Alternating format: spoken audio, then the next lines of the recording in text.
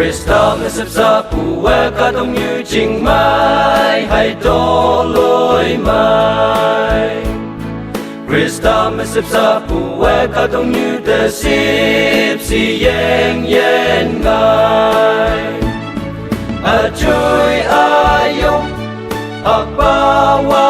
hamulan asay imeja Abyihiyi Ông chinh nhịp chinh So nhạc so hẹn lạc Yui yui ye na Krista phu me ba như ha cha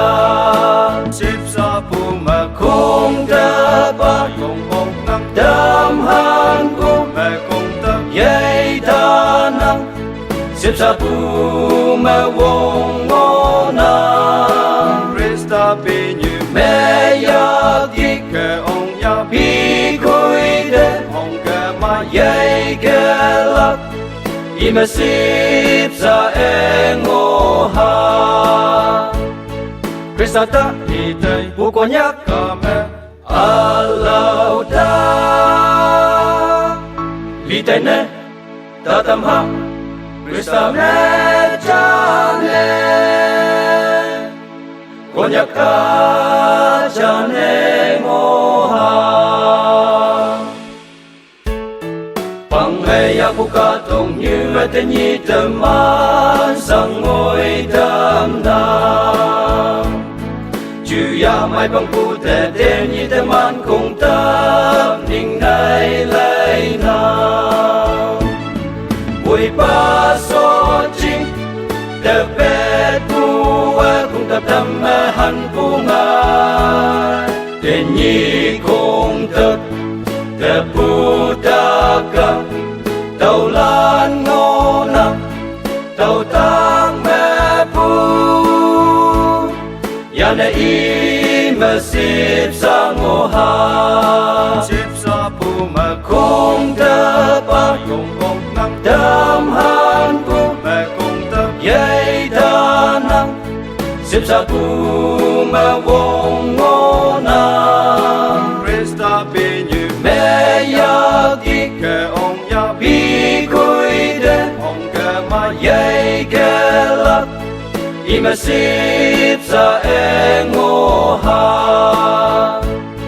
Krista ta đi đây bu ko nhắc cả mẹ alau ta li tai ne ta tam ha Krista mẹ cha nê Cô nhắc ca cha nê ngô ha Yan mong như ha yu mẹ ca ta khung tập xếp sa phu yan mô Hằng nê cao ang ngay yui li pu mẹ ca ta như ha hay linh tâm Yan mok yu me I me sip sa lam na kata như ha li Krista me te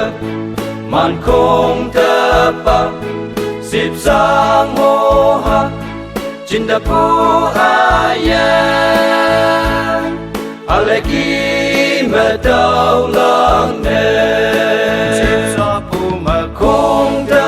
pa Yong hong nang đam han phu mẹ cùng tập Yei ta nang Sip sa pu me wong ngô nang Krista pi như mẹ ya đi ke ông ya bi koi de ông ke ma yei ke lak i me sip sa engô ha Krista ta đi đây bu ko nhắc cả mẹ alau ta li tai ne ta tam ha Krista mẹ cha nê Cô nhắc ca cha nê ngô ha